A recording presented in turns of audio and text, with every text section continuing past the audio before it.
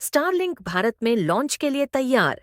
सरकार ने बिना नीलामी के स्पेक्ट्रम आवंटन को मंजूरी दी। भारत सरकार ने उपग्रह ब्रॉडबैंड सेवाओं के लिए बिना नीलामी के स्पेक्ट्रम आवंटित करने का निर्णय लिया है, जिससे एलन मस्क की स्टारलिंक भारत में अपनी सेवाएं शुरू करने के लिए तैयार है। संचार मंत्री ज्योतिरादित्य सिंधिया ने पुष्टि की है कि यह निर्णय वैश्विक मानकों के अनुरूप है। जियो और एयरटेल जैसी कंपनियों ने नीलामी की मांग की थी, लेकिन भारतीय एयरटेल ने प्रशासनिक आवंटन का समर्थन किया है। इससे स्टारलिंक को भारतीय बाजार में प्रवेश करने का मौका मिलेगा। 2. एलन मस्क की स्टारलिंक भारतीय नियमों का पालन करने को तैयार, जियो को मिलेगी टक्कर। स्टारलिंक ने भारत में सैटेलाइट आधारित इंटरनेट सेवाएं प्रदान करने के लिए भारतीय नियमों का पालन करने की सहमति जताई है। इसके लिए कंपनी को जीएमपीसी लाइसेंस की आवश्यकता होगी। दूरसंचार विभाग डीओटी इस लाइसेंस के लिए सख्त डेटा लोकलाइजेशन नियमों को पूरा करने की आवश्यकता बताता है। स्टारलिंक के प्रवेश से जियो, एयरटेल और वोडाफोन आइडिया को प्रतिस्पर्धा का सामना करना पड़ेगा। 3. स्टारलिंक सैटेलाइट इंटरनेट की कीमतें जारी, जियो और एयरटेल को मिलेगी कड़ी टक्कर। भारत में स्टारलिंक सेवा की संभावित लागत सामने आई है। उपयोगकर्ताओं को सेवा के लिए हर महीने लगभग 7,425 रुपये का भुगतान करना होगा। पहले साल में इसकी कुल लागत लगभग 1,18,000 रुपये हो सकती है, जिसमें उपकरण की कीमत भी शामिल है। दूसरे साल से यह सेवा लगभग 1,15,000 रुपये प्रति वर्ष होगी। जियो और एयरटेल को कड़ी प्रतिस्पर्धा मिलेगी। 4.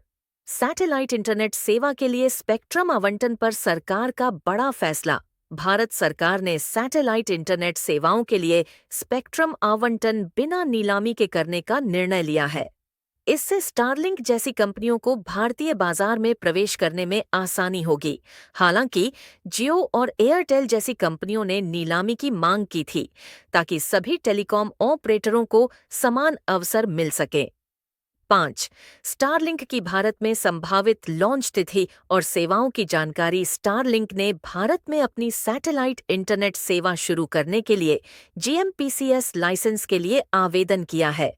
यदि सभी आवश्यक अनुमोदन मिलते हैं तो कंपनी 2025 की शुरुआत में अपनी सेवाएं शुरू कर सकती है।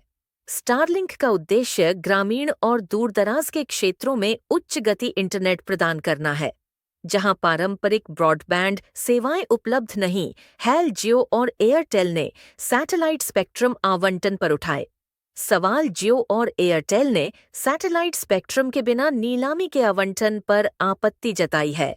उनका कहना है कि टेलीकॉम और उपग्रह संचार सेवाओं के लिए समान व्यवहार होना चाहिए। यदि उपग्रह स्पेक्ट्रम को बिना नीलामी के आवंटित किया गया तो कानूनी चुनौतियां हो सकती हैं। 7. स्टारलिंक की सेवाओं से भारत में इंटरनेट की लागत कम होने की उम्मीद। स्टारलिंक के भारतीय बाजार में प्रवेश से इंटरनेट की लागत कम हो सकती है और सेवा की गुणवत्ता में सुधार हो सकता है। कंपनी का लक्ष्य ग्रामीण और पिछड़े क्षेत्रों में कनेक्टिविटी बढ़ाना है, जिससे डिजिटल डिवाइड कम होगा। 8. स्टारलिंक ने आपातकालीन सेवाओं के लिए अमेरिका में मंजूरी प्राप्त की।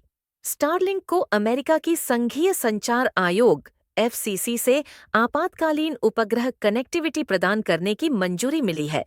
कंपनी ने उत्तरी कैरोलिना में हरिकेन हेलेन के बाद प्रभावित क्षेत्रों में मोबाइल कनेक्टिविटी बहाल करने के लिए अपनी सेवाएं शुरू की हैं।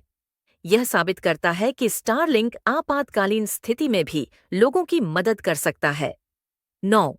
भारत में सैटेलाइट इंटरनेट सेवाओं के लिए स्पेक्ट्रम नीति पर काम जारी। भारतीय दूरसंचार नियामक प्राधिकरण TRAI सैटेलाइट स्पेक्ट्रम के मूल्य निर्धारण और वितरण के नियमों पर काम कर रहा है।